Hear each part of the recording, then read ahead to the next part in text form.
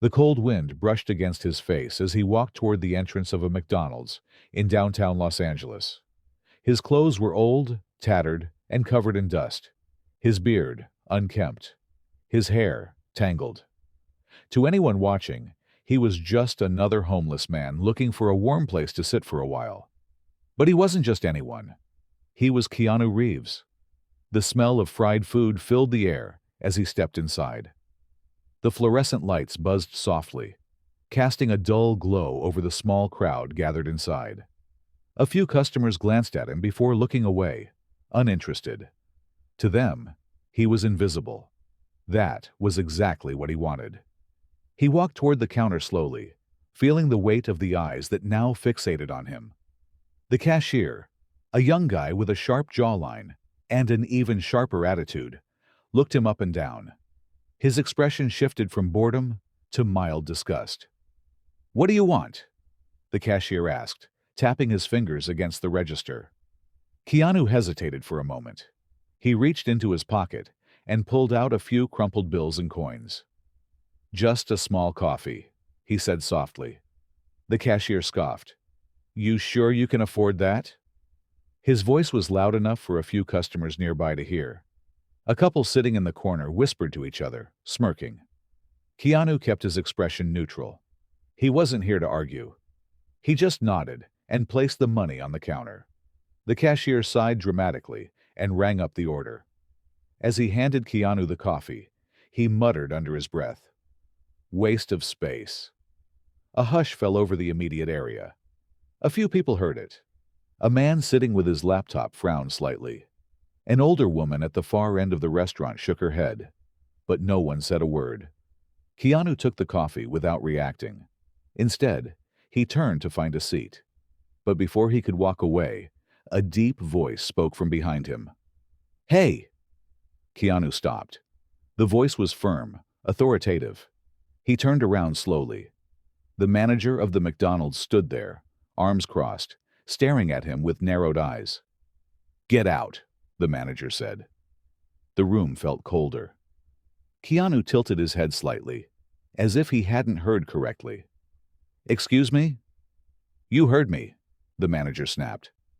"We don't need people like you making customers uncomfortable." Keanu's grip on the coffee cup tightened slightly, but his face remained calm. The room was dead silent now. People watched with interest, but no one stepped in. And then, something happened that no one expected. For a moment, Keanu said nothing. He simply looked at the manager, his expression unreadable. Then, slowly, he took a small sip of his coffee. The silence in the room was deafening. A teenager sitting by the window nudged his friend. "Dude, I think I know who that is," he whispered. His friend shrugged, barely paying attention. Keanu placed the cup down on the counter, his fingers tapping lightly against the surface. "I'm just here for a coffee," he said, his voice calm, almost too calm. The manager smirked. "And I'm here to make sure paying customers have a good experience," he shot back. You don't belong here." The cashier chuckled under his breath. The couple in the corner exchanged amused glances. A man in a suit, who had been pretending not to listen, shook his head slightly, as if to say, "This is getting interesting." Keanu let out a soft breath and reached into his pocket again. This time, he didn't pull out money. He pulled out a small, black key fob. A sleek, expensive-looking one. He held it up just enough for the manager to see before placing it back into his pocket. The manager's smirk faltered, just for a second. His eyes flickered with something, a hesitation, but he quickly masked it with irritation. "I don't care what kind of stolen junk you have in your pocket," he said. "I said get out." Keanu tilted his head slightly, as if considering something. Then, very quietly, he asked, "Are you sure about that?" The manager frowned. "What?" Keanu didn't answer. Instead, he reached for the lid of his coffee cup and slowly peeled it off. Then, he did something strange. He poured the coffee onto the counter, letting the dark liquid spread across the surface. The room was so silent, that even the soft dripping sound of the coffee hitting the floor could be heard. The manager took a step forward, furious. "What the hell do you think you're—" And then, the doors to the restaurant swung open. A man in a navy blue suit, flanked by two other men in dark clothing, strode inside with purpose. The second they spotted Keanu, they hurried toward him. "Mr. Reeves," the man in the suit said, his voice urgent, "we've been looking for you." The room collectively inhaled. The cashier's face lost its color. The manager blinked rapidly, suddenly unsure. Even the couple in the corner sat up straight, their smirks wiped clean. Keanu turned to the suited man and gave a small nod. "Took you long enough." The manager opened his mouth, then closed it. He looked at Keanu again, really looked at him this time, and suddenly it hit him. His face went pale, because now he knew exactly who he had just insulted, and it was too late to take it back. The tension in the room was unbearable. The manager took a shaky step back, his confidence crumbling. His mouth opened, as if he wanted to say something, but no words came out. The suited man turned to Keanu, concern evident in his eyes. "Sir, we didn't expect you to be here. Is everything all right?" Keanu smiled faintly. "Oh, everything's just fine." His voice was calm, controlled, but there was something underneath it, something unreadable. The manager swallowed hard. He finally found his voice. I didn't realize who you were," he stammered. Keanu exhaled slowly, picking up a napkin from the counter and wiping up some of the spilled coffee with deliberate slowness. "Is that so?" he murmured. The cashier, who had been laughing just moments ago, stood frozen. The other customers were whispering now, murmurs of disbelief spreading through the restaurant like wildfire. The suited man turned to the manager, his expression sharp. "Did you just throw Mr. Reeves out of his own establishment?" The entire room went still. The manager's eyes widened. "His... what?" Keanu tilted his head slightly, finally looking the man in the eyes. "I own this franchise," he said softly. The color drained from the manager's face.